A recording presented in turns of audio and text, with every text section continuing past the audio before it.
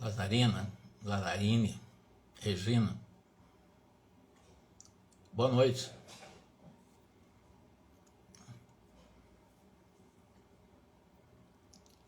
Obrigado.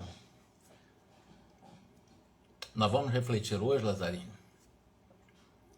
sobre o caso de Antonina, que ele até colocou como título Psicose Afetiva, ligado exatamente ao desequilíbrio na área afetiva de Antonina. E quem é Antonina? E qual o desequilíbrio dela, né? Conforme analisado aqui por André Luiz. E nós, lendo aqui, lendo ali, conversando com um especialista aqui, conversando com outro especialista acolá, e também informação, que eu tenho uma formação em terapia, eu sou psicoterapeuta consciencial.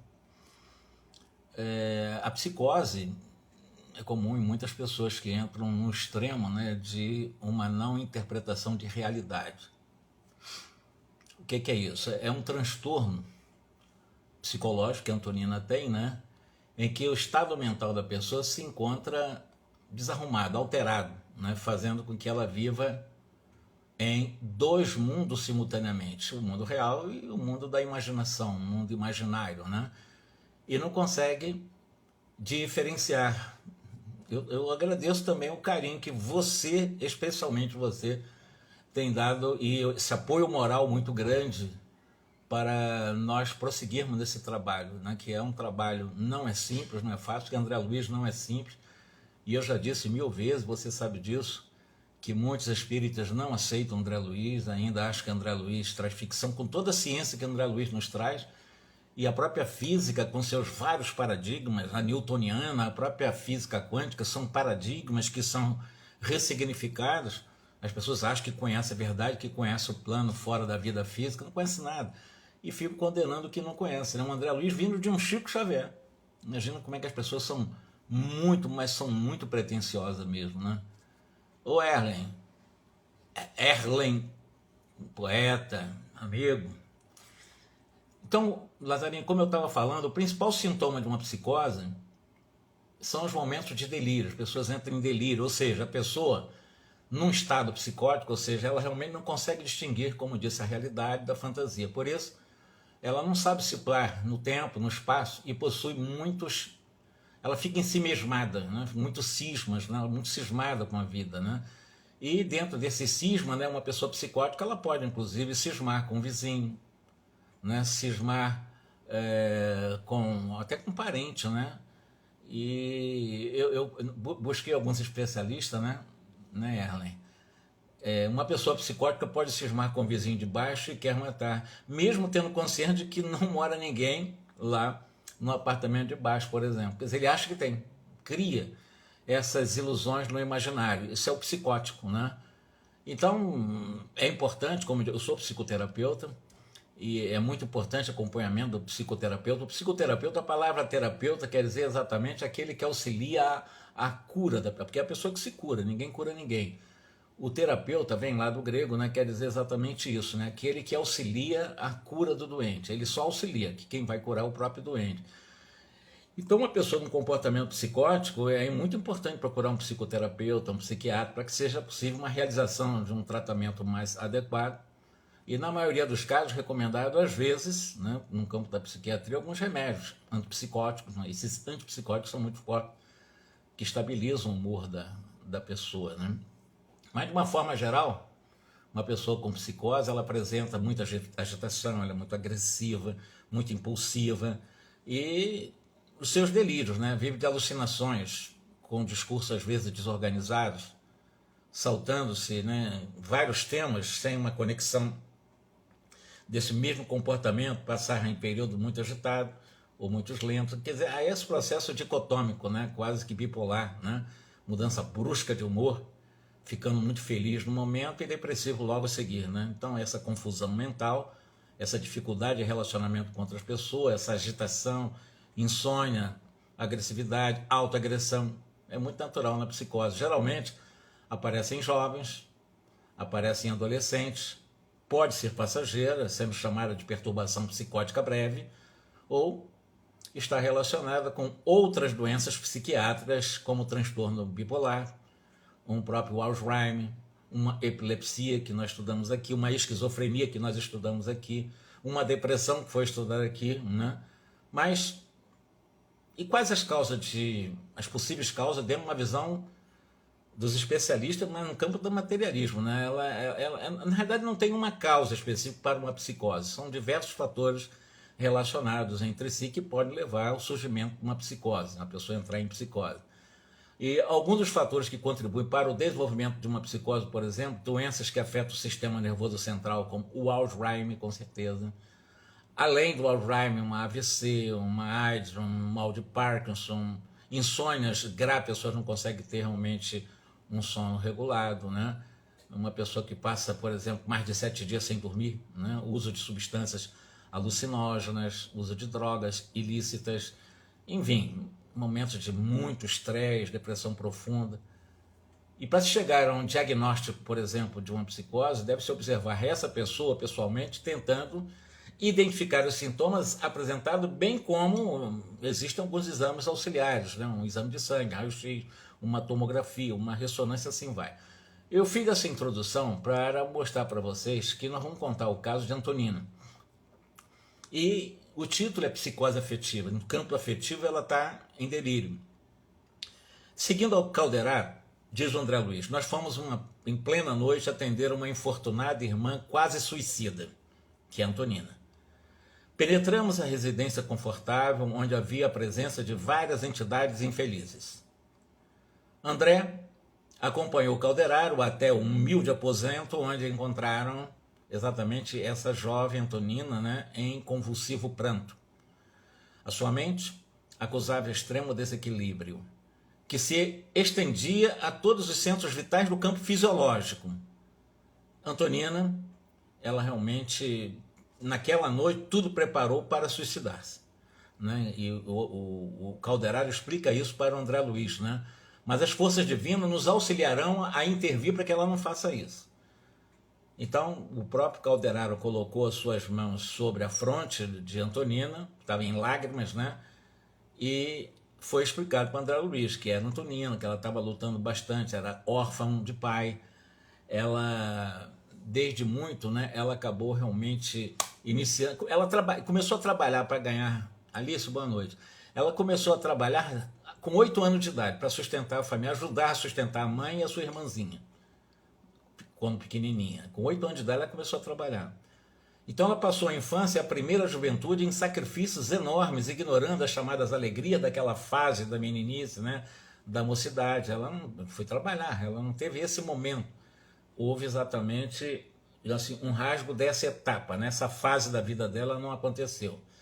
E aos 20 anos de idade, a sua mãe desencarnou e, evidentemente, embora ela fosse uma mulher que tinha os seus ideais femininos, né, ela foi obrigada a sacrificar-se pela irmã em véspera de casamento. Ela tinha vontade de ter o casamento, mas ela cuidava da irmãzinha, né? Ela, com 8 anos, trabalhava para ajudar a irmãzinha dela. Então, nesse momento, com 20 anos, a irmã estava casando.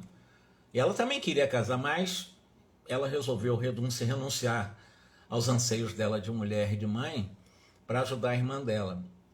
Então, a Antonina, ela procurou afastar-se para tratar da própria vida, mas verificou que o esposo da sua irmã, ele era uma pessoa, bebia, né? Nos prazeres inferiores, ele se entregava ao hábito da embriaguez, segundo André Luiz narra aqui. E diariamente retornava ao lar, né, e batia na irmã dela. Batia nela e insultava bastante. E ela ficou sensibilizada com esse quadro, né? E a partir daí o destino de Antonina permaneceu em casa, a serviço da renúncia silenciosa, aliviando os pesares, auxiliando a criar os seus sobrinhos. Repito, ela tinha anseios também de ter o lar dela.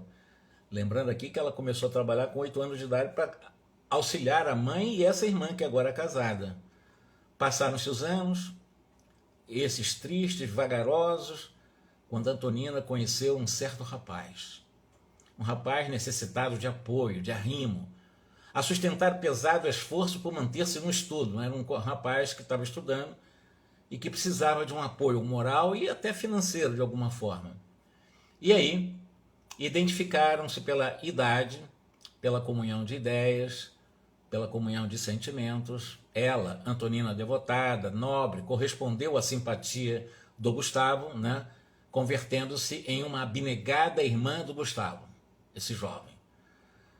A companhia dele, de algum modo, projetava abençoada luz em sua noite de solidão e sacrifício ininterrupto. Então ela tinha sonhos maravilhosos, considerando a importância de Gustavo na vida dela. Embora nesse momento ela estava ajudando a irmã dela com seus 4 filhinhos, repartindo o tempo, as possibilidades entre a sua irmã com seus 4 filhinhos, que são seus 4 sobrinhos, né? E o copartícipe de sonhos fulgurantes, que era o Gustavo, esse rapaz que apareceu na vida dela, e consagrava o seu trabalho também, que ela trabalhava, né? Para realmente aguardar o seu futuro, que ela tinha sonho de mulher, ela queria realmente construir o seu lar, ter seus filhos. Gustavo era um bom partido para ela, se gostavam, tinham muitas afinidades, e ela ajudou o Gustavo a estudar, e etc. Idealizava também obter um dia a coroa da maternidade num lar singelo e pobre, mas suficiente para caber a felicidade de 2 corações para sempre unidos diante do Criador. Todavia, Gustavo, esse rapaz, que se valeu de sua amorosa colaboração durante 7 anos consecutivos, após a jornada universitária, sentiu-se demasiado importante para ligar o seu destino à da modesta moça, no caso Antonina, que ajudou ele a se formar. Independente agora, ele, o Gustavo, formado, ele passou a notar que Antonina já não era fisicamente a companheira dos seus propósitos. Reclamava. Por quê? Ele se formou em medicina. Então, exibindo um diploma de médico, esse Gustavo, que no começo precisou muito da Antonina, né, sentindo urgente necessidade de constituir um lar, acabou casando com uma jovem rica, uma jovem poderosa monetariamente falando, menosprezando o coração leal que o ajudara nos instantes incertos do curso que ele fez de medicina, que foi Antonina. Fundamente humilhada, Antonina procurou, mas foi recebida com escarnecedora frieza do Gustavo. E continua aí a narrativa sobre Antonina. Por isso que o título é Psicose Afetiva. Gustavo, com presunção repulsiva, transmitiu a novidade asperamente. Olha, agora eu estou com outra mulher, eu tenho outra vida, necessitava pôr em ordem os negócios materiais dele, né? Que, enfim, ele escolhera um melhor partido para ele. Agora médico, né? Formado, independente. Durante 7 anos dependeu dela. E além disso, declarou para ela, né, a sua posição requeria uma esposa que não procedesse de um meio de atividades humilhantes. Pretendia alguém, segundo Gustavo, para Antonina, que era simples, trabalhadora, sim, ajudou ele até a formar-se, mas ele precisava de uma esposa, né, que não fosse operária de laboratório, que não tivesse mãos calejadas, como ela desde 8 anos trabalhadora, né, nem fios prateados na cabeça, porque ela já estava embranquecendo o cabelo. Antonina, contudo, ouviu debulhada em lágrimas sem reação esse desprezo do Gustavo. Retornou à sua residência, aí conta o cauterário para André Luiz. Ontem ela voltou para casa pelo anseio de morrer, fosse como fosse, ela queria morrer. Ela ficou muito desgostosa da vida, ela ficou muito chateada com o que estava acontecendo, ela não estava tendo força, embora ela estava cuidando dos 4 sobrinhos, né, e ajudando a irmã que apanhava e era insultada diariamente com o marido, que era o seu cunhado, né, que bebia, sempre embriagado todo dia. Então, Antonina, ela sente que, nesse momento que volta para casa com vontade de se matar, as esperanças se esvaneceram, esfaceladas pelo golpe imprevisto. Ela não previa isso, do Gustavo. Que a existência se reduz em cinza e poeira, que a renúncia abre as portas da ruína e da morte. Tudo o contrário. Se não valeu a pena realmente ela entrar em um processo de renúncia, porque a renúncia dela foi um escancaramento de uma porta de ruína e de morte, na visão dela, nesse momento que ela está em psicose, ela está em delírio. Conseguiu certa dose de veneno, ela conseguiu veneno, uma substância mortífera, e que ela pretendia ingerir naquela noite. Ela queria morrer envenenada. Calderaro pediu para que o André pudesse ir examinando, né, o seu ponto de vista da estrutura e o movimento psicológico dela, né, enquanto o Calderaro aplicava os socorros iniciais. E o André Luiz começou a fazer isso, né? Dos olhos de Antoninas caíam pesadas lágrimas. No entanto, da região do cérebro, no encéfalo, né, partiam raios purpúreos que invadiam o tórax e envolviam particularmente o coração. Então aquelas energias, né, de alguém em delírio, com uma angústia muito grande, uma tristeza muito grande, um vazio existencial enorme, estavam sendo irradiadas essas purpúreas energias, né, de raios invadindo a sua região do peito, né, do coração. Então ela estava com o coração apertado. Torturantes pensamentos baralhavam-lhe a mente.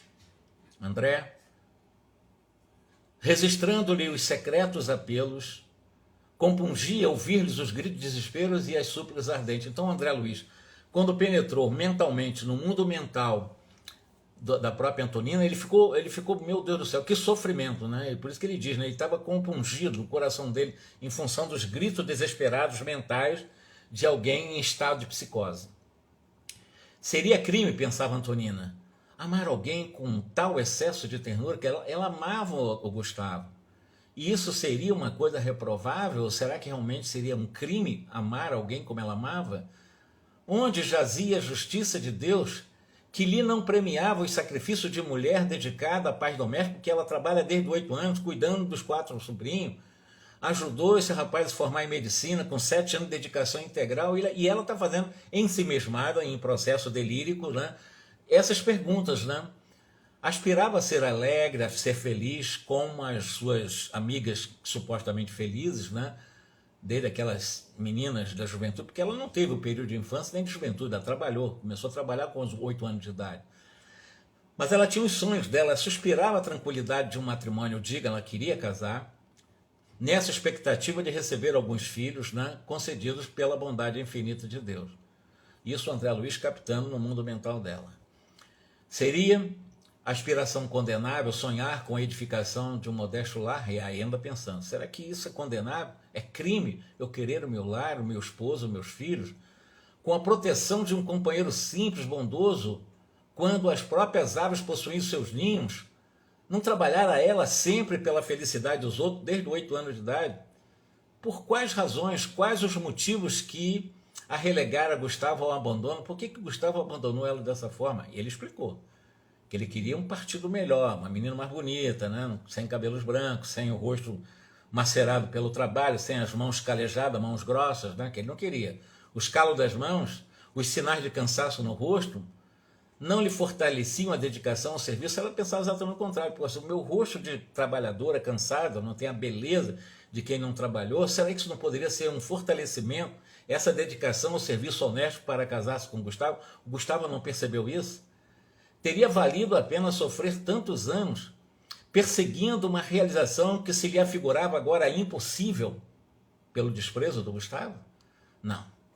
Não pretendia demorar-se no mundo. Ela não queria ficar nesse mundo físico onde o vício triunfava tão facilmente espezinhando as virtudes. Então ela está, puxa, mas não vale a pena ser honesto, não vale a pena ser virtuosa, que exatamente o vício, né, triunfa sempre. Os mentirosos, os enganadores que passam os outros para trás estão triunfando sempre. Ela estava pensando assim.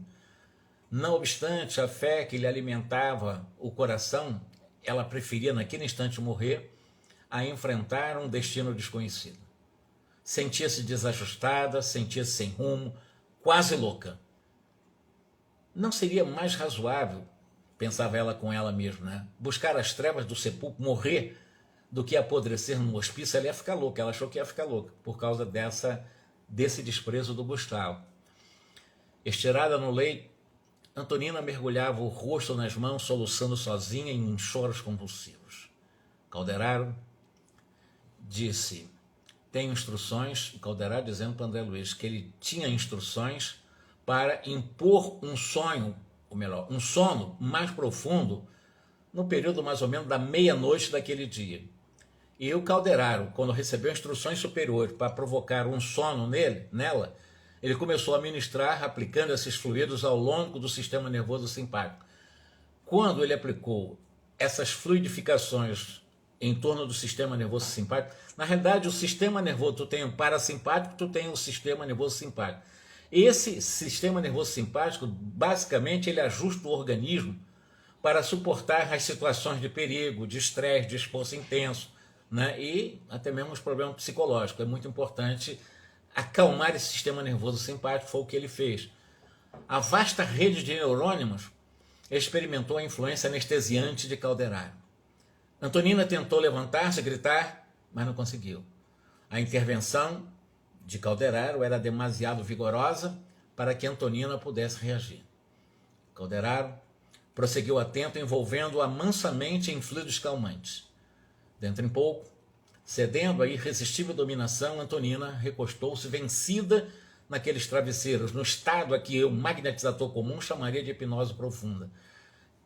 O hipnólogo, aqueles que trabalham com hipnose, os especialistas no campo de hipnose utilizando o magnetismo, diria que a aplicação das energias magnéticas aplicada por Calderaro provocou nela uma hipnose profunda. Então ela entrou em um profundo sono hipnótico nesse momento.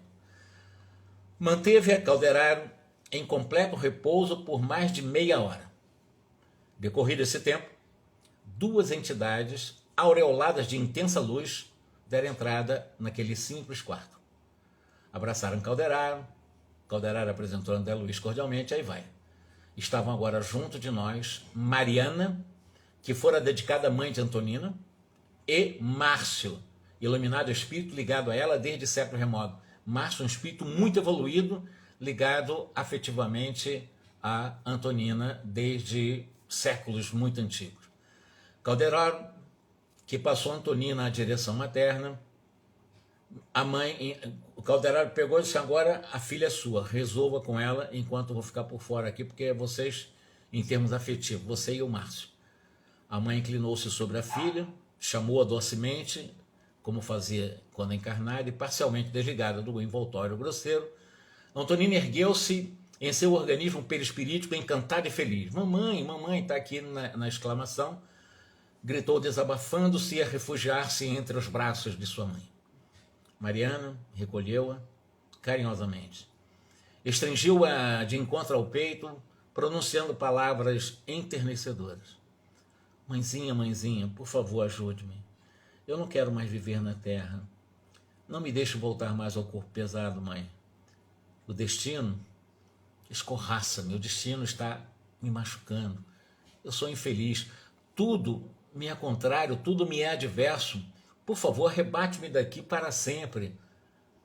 A Mariana, sua mãe nobre, contemplava triste. Quando Márcio aproximou-se, fazendo-se visto pela Antonina. Então, Márcio, nesse momento, agora entra em cena esse espírito superior ligado ao coração dela desde épocas muito antigas. Aí a moça abriu desmensuradamente os olhos, ajoelhou-se instintivamente, amparada pela mãe. Parecia esforçar-se por trazer à lembrança alguém que ficara no pretérito longínquo. Observava-lhe a extrema dificuldade para recordar a precisão. Não sabia quem era, mas tinha intuitivamente certeza que aquele espírito iluminado estava ligado ao coração dela. Observava-lhe a extrema dificuldade para recordar com muita precisão. Contemplava o Márcio banhada em pranto diferente. Ela não vertia aquelas lágrimas doloridas, lutuosas de momentos antes. Não, ela tocava-se agora de sublime conforto, de uma alegria mista em que lhe nascia de uma forma inexplicável das profundezas do seu coração. Acercou-se Márcio, mais intimamente de Antonina, pousou-lhe a luminosa destra sobre a fronte e falou com ternura. Agora nós vamos ver a lição que o Márcio vai dar para ela. Lição que serve para todos nós, mas é uma lição profunda que ele vai mostrar nesse sonho, nessa hipnose profunda provocada por Calderaro em Antonina. Antonina, por que esse desânimo? Quando a luta redentora está começando? Esqueceste acaso de que nós somos filhos de Deus, aprendizes da vida, espíritos imortais? Nós não somos órfãos. Acima de todos os obstáculos paira a infinita bondade e recusa a porta estreita que nos proporcionará o venturoso acesso ao reencontro com Márcio. Esse espírito maravilhoso, super superior, está ajudando a ela nesse momento. Márcio advertiu fraternalmente: não force a situação, Antonina. Acalma-te. Não nos bastará o presente cheio de abençoado serviço de renovadora luz? Um dia, Antonina, reconquistarás o patrimônio da memória total. Por ora, Contenta-te com essas dádivas limitadas, com esse esquecimento. Aproveite os minutos da recomposição do seu destino. Vale-te das horas para reconduzir as tuas aspirações a esferas superiores. Que motivos te sugerem esse crime, que é o provocar a morte pelo suicídio? Que motivos você tem para fazer isso? Que razões te conduzem aos passos na direção do precipício tenebroso pelo autocídio? Tua mãe e eu sentimos de longe o perigo e aqui estamos para te ajudar. Ó, minha abençoada amiga, como abriste assim o coração aos monstros desse desespero. Eu não sou teu juiz, não estou te julgando, eu sou teu amigo na eternidade. E será que você consiga dizer alguma coisa para mim nesse momento? Será que eu terei o consolo de te ouvir alguma coisa? Ele queria tirar algumas palavras de Antonina nesse momento. Antonina queria falar, ela desejava falar, entretanto, os suaves raios de luz emitidos por Márcio cercavam-na toda, sufocando-lhe a garganta no êxtase daqueles instantes inesquecíveis. Márcio levantou-a cuidadosamente e insistiu. Antonina, fala. Ele queria escutar a Antonina falar. Animada, Antonina balbuciou tímida. Na verdade, eu estou muito cansado, eu estou exausta. Contudo, jamais foste esquecida, disse o Márcio. Recebeste 1000 recursos diversos de Deus.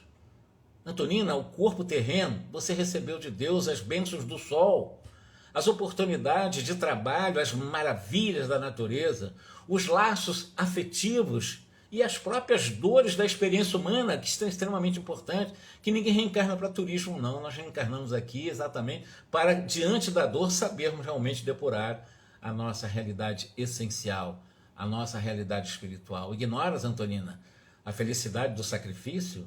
Renegas a possibilidade de amar, verdadeiramente amar? Tenho sonhado com a posse de um lar, diz ela. Desejo viver para um homem, diz ela para o Márcio, que a seu turno me auxilie a levar a existência terrena. Idealizo receber de Deus alguns filhinhos que eu possa acariciar. Será pecado, será crime anelar tais coisas, ter esses sonhos? Será delinquente a mulher que busca santificar os princípios naturais da vida, depois de trabalhar anos a fio pela felicidade dos que me são caros, minha mãe, minha irmã, meus sobrinhos? Eu noto que o destino satiriza das minhas esperanças. Será virtude viver entre pessoas alegres e felizes quando o nosso coração queda morto? Isso ela com Márcio questionando a sua infelicidade aspiada aí na terra. Abnegada amiga, diz o Márcio para ela, não permitas que a sombra de algumas horas, que é uma encarnação, te empane a luz dos séculos do futuro. É possível, Antonina, que te sintas tão lamentavelmente só, quando o Supremo Senhor te concedeu o sublime lar no mundo inteiro. Como se sentir só?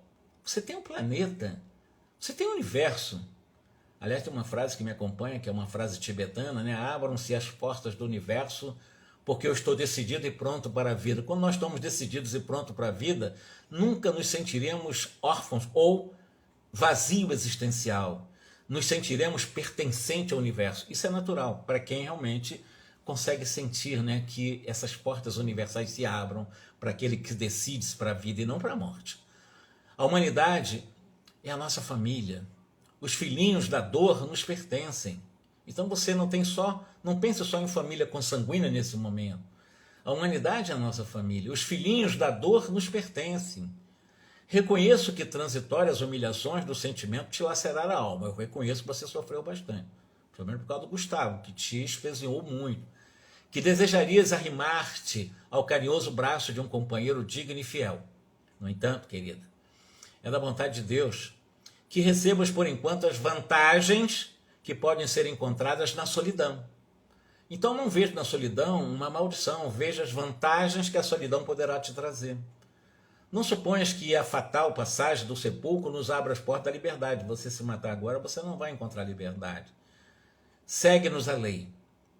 Se fizeres isso, Essa lei nos acompanhará na consciência a toda parte, e o Supremo Senhor, se exerce a infinita compaixão, não despreza a justiça inquebrantável. Ele dá-nos, invariavelmente, a eterna sabedoria.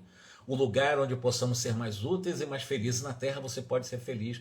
Você está declarando para nós, desesperado e infeliz, e, no entanto, ainda não recienciastes as possibilidades sublimes que te rodeiam.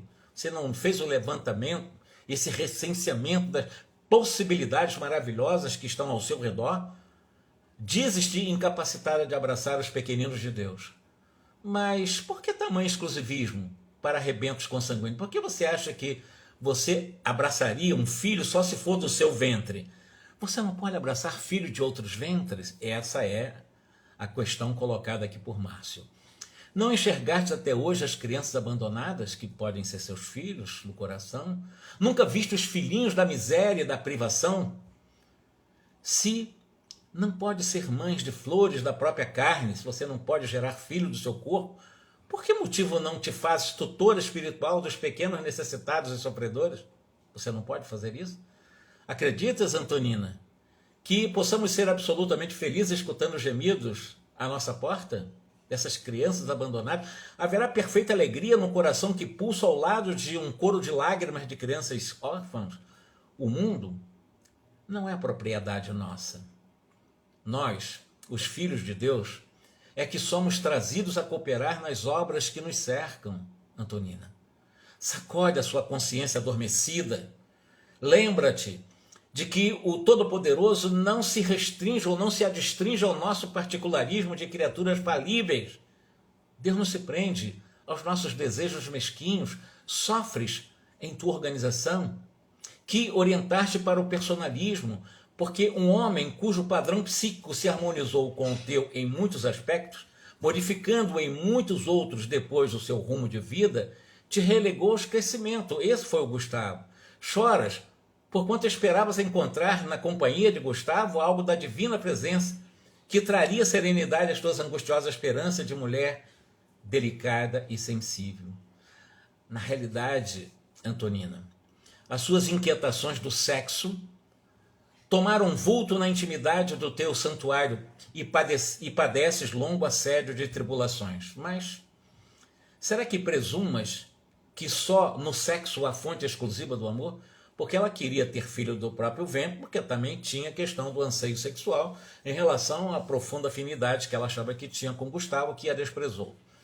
Será que presumes que só no sexo há fonte exclusiva do amor? Só na comunhão sexual você vai dizer que está amando o filho, você não pode amar filho de outros ventres? Será também vítima desse fanal engano que as pessoas estão se enganando fatalmente?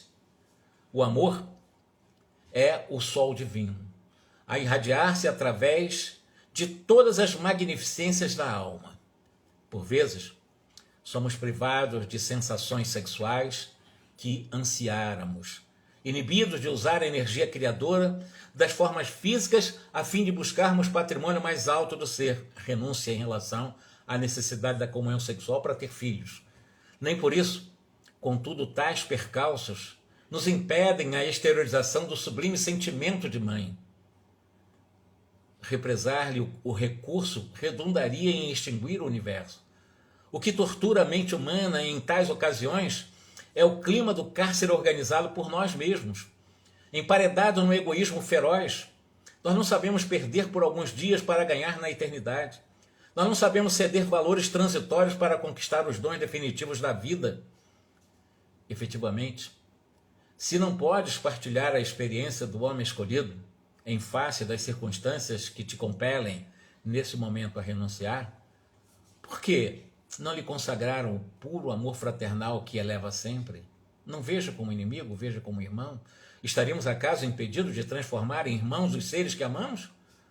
Não deves, outrossim, esquecer que o noivo ingrato, atualmente bonito do rosto, vestirá também mais tarde um puído traje da velhice. Ele vai ficar velho, ele é bonito hoje, ele é atraente hoje, mas vai ficar velho. E em breve também, se não se afivelar no que é chamado o rosto, a máscara da enfermidade, se não ficar doente. A beleza é transitória. O que é a beleza? O que é a beleza física? O que representa isso? É o que ele está falando, né? que acabará conhecendo o desencanto da carne e estimará no silêncio a procura do espírito, ele vai envelhecer também. Você está preso ao quê? Ao fisiológico, à beleza e o título dele que você ajudou durante 7 anos a formar, bem verdade, mas isso tudo vai passar. Se o amas em verdade, por que torturá-lo com o sarcasmo do suicídio? Porque você vai torturá-lo. Vai se matar? É uma tortura para ele.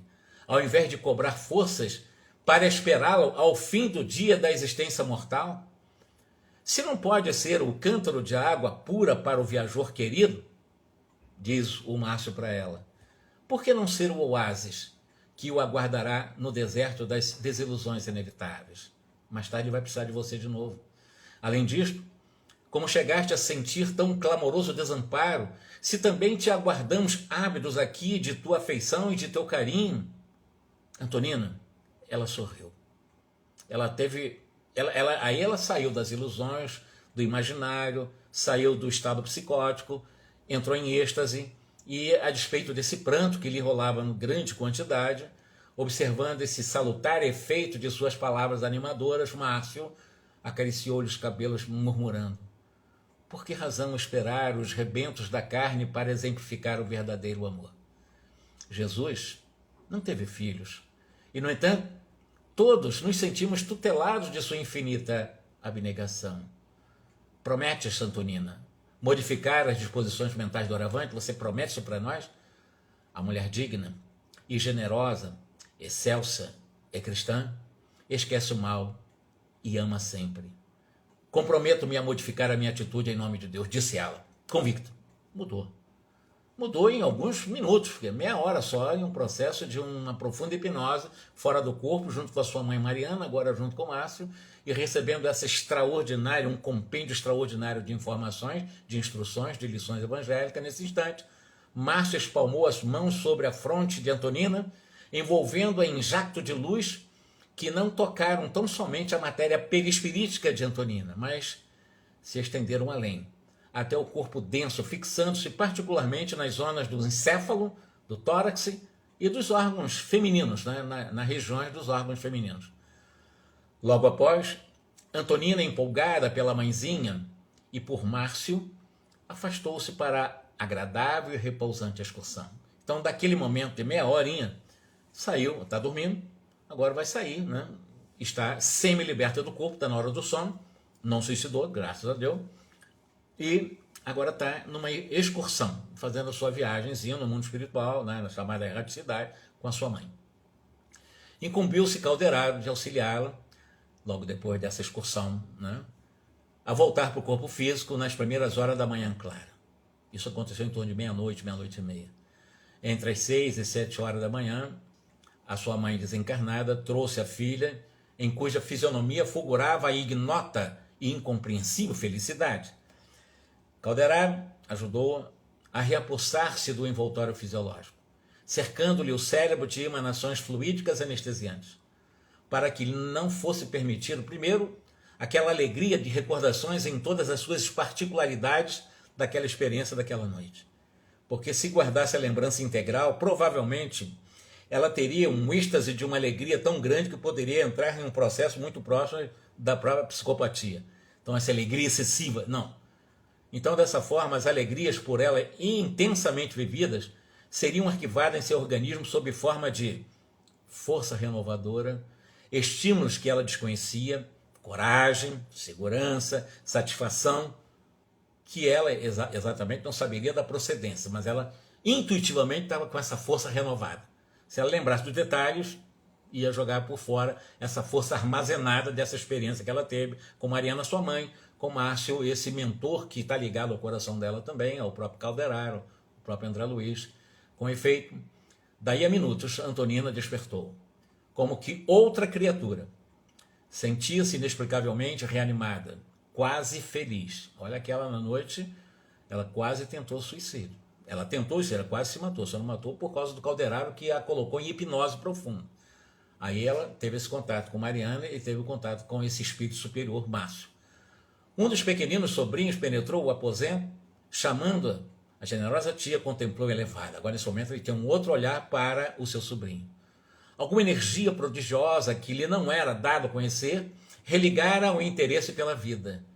Achou maravilhosa, indizível contentamento no sol que atravessava a vidraça, bendizia o quarto humilde onde lutava por atender aos desígnios de Deus e sorria de haver na véspera pensado em fugir, sem razão nenhuma, ao aprendizado da vida e do mundo. Não fora ela aquinhoada pela providência, com um maravilhoso número de bênçãos, ela começou a repensar a vida.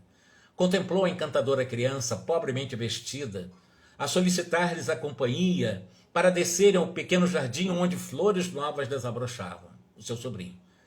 Que importa a insignificante malogro do coração diante dos trabalhos sublimes que poderia executar na sua posição de mulher sadia e jovem? E ela já numa ressignificação absoluta das ideias do dia anterior. Os filhinhos da sua irmã, os seus sobrinhos, não lhe pertenciam igualmente, quer dizer, não poderiam ser também tratados como filhos do coração? Não seria mais nobre viver para ser útil, esperando sempre da inesgotável misericórdia, ao invés de achar que ela é vítima da vida? Coitadinha da vida? Titia Antonina, vamos ver a roseira nova, gritava o trêfego menino de 5 anos em alegre invite à vida. Observando-lhe a restauração das forças, André Luiz diz, vimos-la sinceramente rejubilados. Levantar-se, a responder sorrindo, espera, já vou, meu filho. Que coisa maravilhosa é essa história de Antonina, Mariana, Márcio, Calderaro, André Luiz, Vicente também, que faz parte desse grupo. São lições para cada um de nós, né? São fatos reais da vida que acontecem. Esse capítulo termina aqui, nós vamos entrar na próxima medida salvadora, vamos entrar em outro tema. Em cada capítulo uma experiência, nós vimos lá da esquizofrenia, nós vemos uma epilepsia, nós estamos vendo um quase suicídio, que é um processo psicótico do sentimento, e assim vai. O livro tem essas, né? E talvez vocês não tenham observado, esse livro é um livro, eu digo que não é um livro para qualquer um, porque é um livro que tem muitas palavras difíceis. Eu estou usando a linguagem popular, porque eu vou, em cada palavra difícil, eu vou buscar o dicionário e vou fazer uma substituição. Porque eu já vi muitos comentários desse livro, são um livro que tem palavras muito rebuscadas, muito difíceis realmente de serem compreendidas. Então eu procurei trazer palavras que eu fui no dicionário, mais simples para a gente entender o contexto da história, né? E fica mais fácil entender com uma linguagem mais popular aquilo que está sendo dito por ali. Que Jesus nos abençoe, e hoje é quarta, né? Então no próximo sábado estaremos às 21 horas dando sequência ao livro No Mundo Maior, do qual eu me sinto muito feliz em poder realmente ter esse ânimo. Que eu fale para 1, 2, 3, 4, 5 pessoas, ou 1 milhão, ou 10 milhões, ou nenhuma, eu vou continuar fazendo isso. Porque eu sinto que, na realidade, o grande aprendiz sou eu. Quem mais está aprendendo sou eu. E isso está me preparando, estou com 7.0, quase 7.1 de quilometragem de vida. Isso está me preparando para que alguns poucos anos também estou fazendo essa minha viagem, né? E com essas informações vai me facilitar muito, pelo menos em termos de conhecimento da informação, para me adaptar com um tempo mais reduzidos na realidade espiritual. Isso para mim está sendo muito útil. E eu me sinto feliz com a companhia de vocês, imensamente feliz, vocês terem paciência de nos ouvir, essas sínteses que eu faço às vezes, né? Mas a minha promessa é usar palavras mais comuns mesmo para ficar mais deglutiva, entender um pouco mais, tá bom? Alice, um grande abraço, gratidão também. Edmilson, Herlen, a minha irmã Lazarine, Alice. Então vamos lá, um grande abraço, até sábado que vem, muita paz.